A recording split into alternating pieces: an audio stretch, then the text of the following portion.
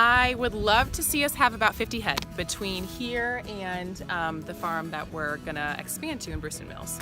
So I'd like to run 50, and we'd like to harvest an animal every other month.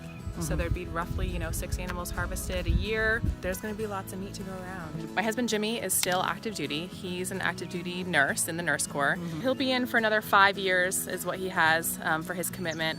And then, so I have 5 years to get this organized enough to start making profits, because that's when we'll come back.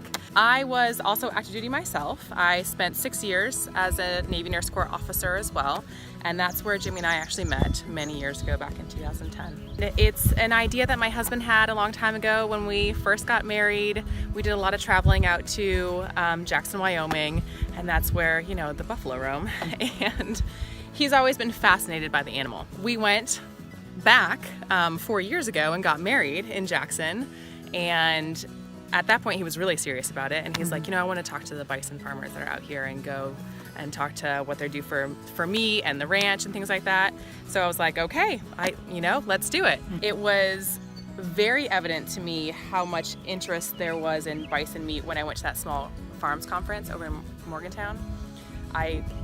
Everywhere I turned, once people recognized what I was doing and what we were doing up here, they're pulling me here in this direction and asking me how they can get me to sell at their farmer's market or their co-op or something like that. So it's a much leaner beef. It tastes just like beef, as you know.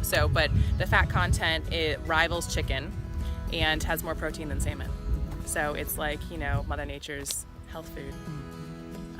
For the meat eater. The more I get into it, the more I do it, the more I'm out here, the more I'm like, I just want to do this full time. Like, I can do the nursing gig part-time just as an in-case thing.